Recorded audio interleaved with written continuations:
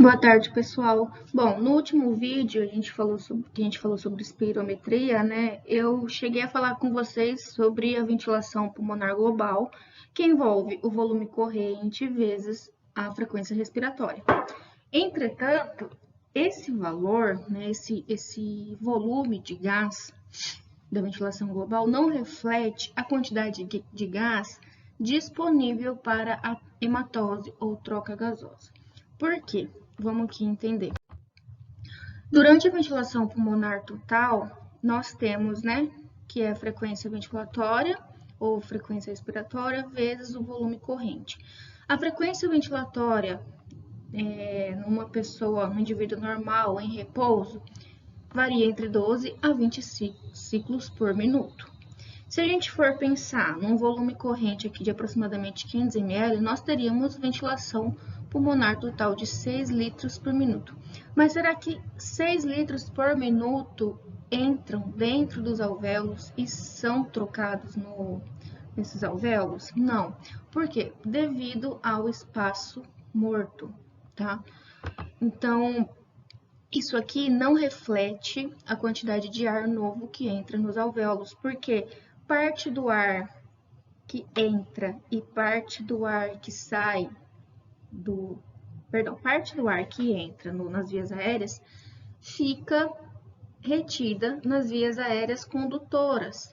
Então, por exemplo, dos 500 ml de ar que entra do volume corrente, parte desse volume vai ficar nas vias aéreas, não vai entrar nos alvéolos.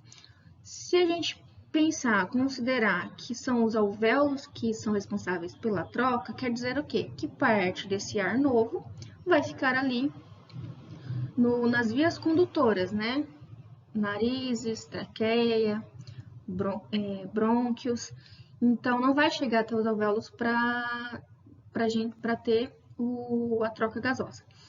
Quando houver uma expiração, esse ar novo que ficou retido nas vias condutoras vai sair porque vai ser empurrado pelo ar que estava nos pulmões em si, né? E ele não vai chegar nem a entrar nos alvéolos. Então, parte desse ar novo vai ser perdido antes mesmo de entrar nos alvéolos. E quando a gente tem uma expiração, no final fica uma quantidade de ar velho retido nas vias aéreas, tá? E esse ar velho, ele vai ser empurrado novamente para dentro das vias aéreas, para dentro dos alvéolos, quando houver uma nova inspiração com nova quantidade de ar novo. Por isso que isso não reflete, tá? Então, aqui o espaço morto anatômico é o ar que não alcança os alvéolos, e é aproximadamente 150 ml, que fica, né, ali nas vias condutoras. Quando as pressões se igualam, o ar encontra-se nas vias aéreas condutoras. Então, quando a pressão intra-alveolar e a pressão atmosférica igualam-se, uma parte do ar, né? Uma maior parte do ar encontra-se nos alvéolos, ventilando ali os alvéolos, e uma pequena parte, que é essa 150, fica ali nas vias condutoras. Então, nem chega a sofrer uma troca ali nos alvéolos, né? Então, nessa imagem aqui, nós temos a representação disso que eu falei para vocês. Então, ao final de uma inspiração, nós temos, né, o volume alveolar e aqui 150 de volume no espaço morto, tá? Que não chega a entrar aqui para os alvéolos para sofrer a troca gasosa. Quando o ar é expirado, o que sai no ar expirado? Sai o volume corrente, certo? Então, vai sair os 150 ml de ar, entre aspas, novo, que não chegou a sofrer a troca, mais 350 de ar velho, em que aí teve a troca porque eles chegaram a entrar nos alvéolos, tá? Quando no final da expiração, então, aqui no 2, a gente tem, né, 500 ml de volume corrente. Ao final da expiração, o espaço morto é preenchido por ar velho, tá? Como vocês sabem, a gente tem o volume residual que não sai, e parte desse volume residual fica preenchendo as vias condutoras aéreas, tá? Quando a gente tem um novo ciclo ventilatório em que há inspiração, o que isso quer dizer? Que 500 ml de ar atmosférico vai ser inalado, tá? Que é o volume corrente, e esses 500 ml vai empurrar o ar velho que estava ali. E aí a gente tem que o espaço morto é preenchido por ar novo, só que apenas 350 ml de ar novo alcançam os alvéolos. Os outros 150 daqueles 500 ml do volume corrente vão permanecer nas vias condutoras. E aí, numa expiração, esses 150 ml de ar novo vai sair sem nem mesmo ter chegado aos alvéolos, tá? Então, por isso que a gente fala que a ventilação pulmonar global, ela não reflete a quantidade de ar que realmente está disponível para a troca gasosa. E aí, então, um parâmetro que reflete melhor a quantidade de gás disponível para essa troca seria a ventilação alveolar, que aí nos mostra exatamente a quantidade de ar ou de gás, né, que chega nos alvéolos e estão disponíveis ali para ventilação. Para ventilação não, para troca. Que é a frequência ventilatória vezes o volume que entra no alvéolo. E aí, esse volume que entra no alvéolo, ele é o volume corrente menos o volume do espaço morto, menos o volume que permanece no espaço morto. Então, nós temos o espaço morto anatômico, que seriam as regiões, né, que eu falei para vocês, em que o ar fica retido e não há troca gasosa, tá? Por isso que é denominado de espaço morto. Então, esse espaço morto compreende do nariz até os brônquios. Então, todas as estruturas de vias aéreas condutoras compõem o espaço morto anatômico, com exceção do alvéolo, que é a superfície de troca, né? Que é a estrutura de troca na hematose. Então, cerca de 1/3 do volume corrente fica retido nesse espaço morto anatômico, e o volume do espaço morto é o volume de ar que fica retido nesse espaço morto por minuto. Então, nós temos o volume do espaço morto e a ventilação alveolar global. Então, a gente retira, né? A ventilação alveolar global menos o VEM, nós temos, então, a ventilação alveolar. Existe um outro parâmetro que é o espaço morto fisiológico. Ele na verdade, né, a soma do espaço morto anatômico, do volume retido no espaço morto anatômico, mais os volumes de gás que não participam da hematose, ou seja, são aquele volume de ar que chegou até o alvéolo, porém não ocorreu troca de gás, porque aquele alvéolo específico ele foi ventilado, porém não é perfundido. Como assim? O alvéolo, ele recebeu ar, ele foi ventilado, porém, existe uma redução no fluxo sanguíneo dos capilares que perfundem aquele alvéolo.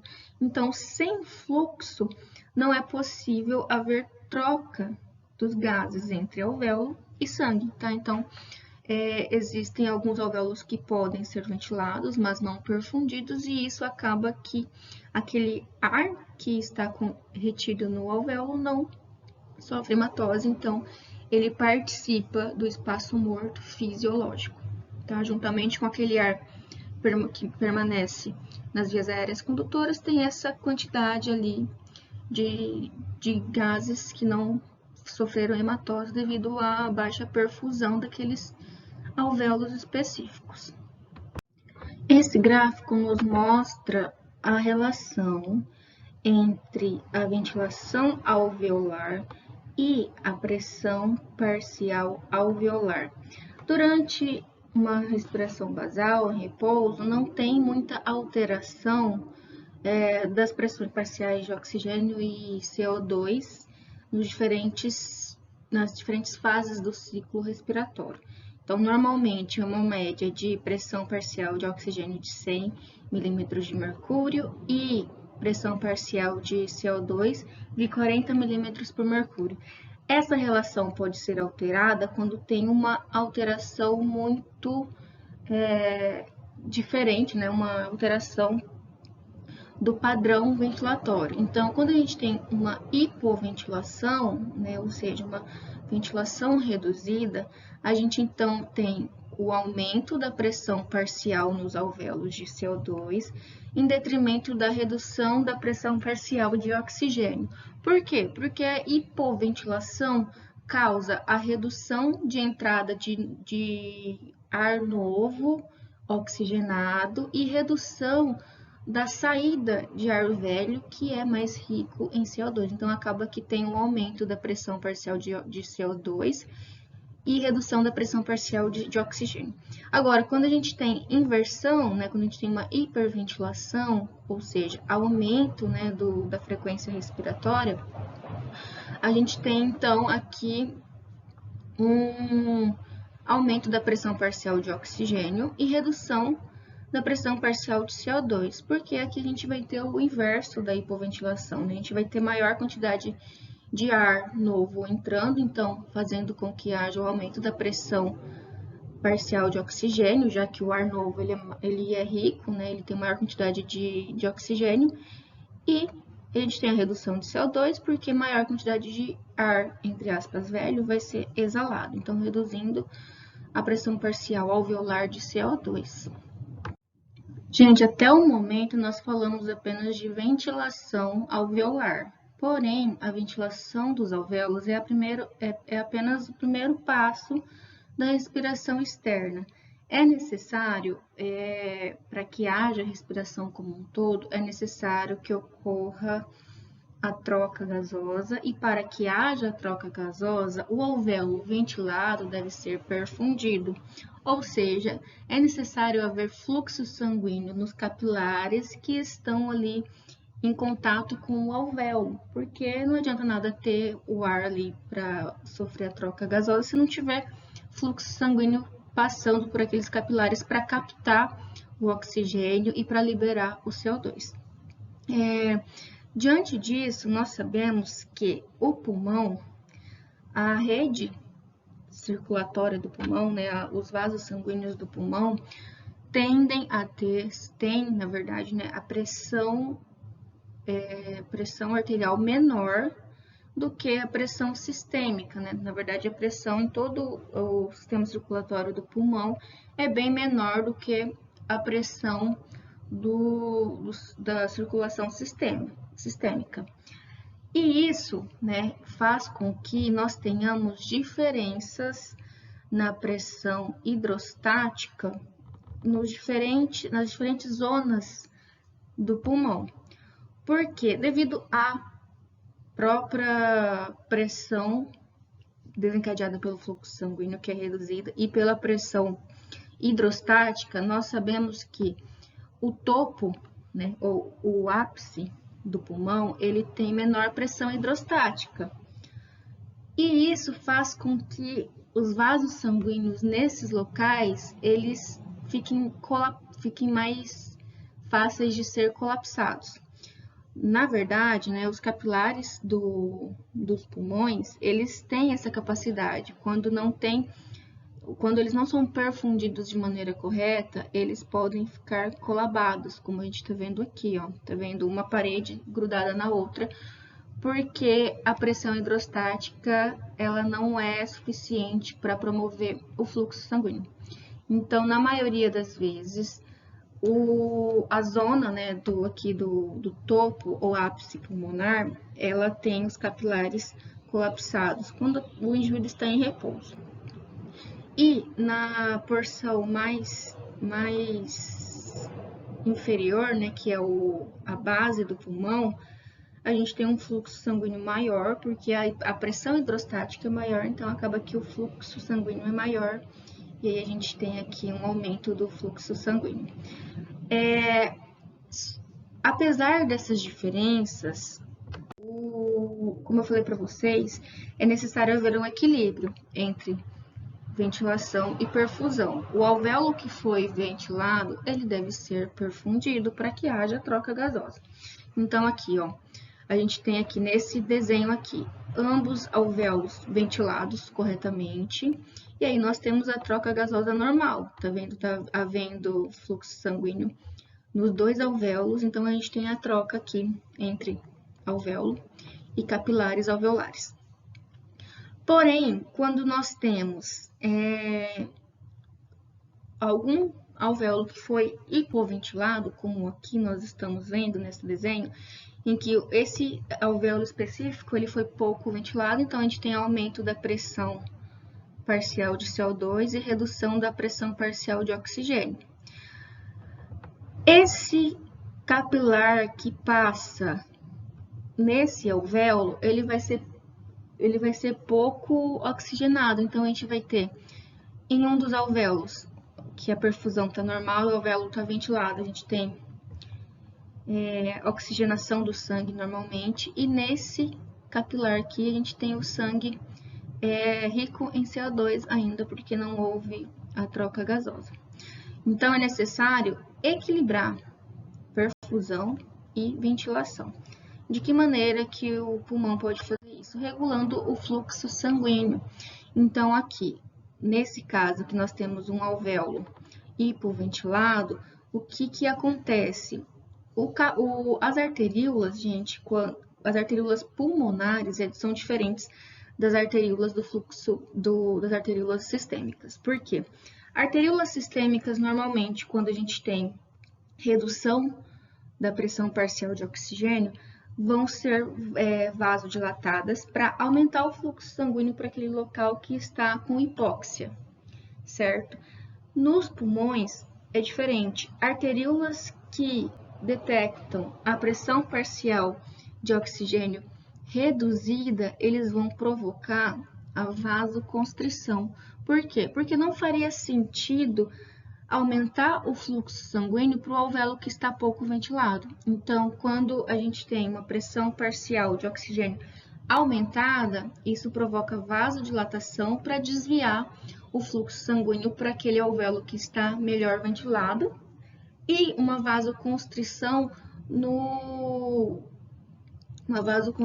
quando a pressão parcial de CO2 está aumentada, porque aí a gente desvia novamente o fluxo. Então, como nós estamos vendo aqui, uma vasoconstrição no alvéolo hipoventilado, então a gente reduz a perfusão desse alvéolo hipoventilado e aumenta a perfusão, né, já que a gente vai desviar o fluxo sanguíneo, aumenta a perfusão aqui para o alvéolo que está melhor ventilado. Tá? E aí assim a gente consegue equilibrar perfusão e ventilação. Ventilação e perfusão, no caso, né?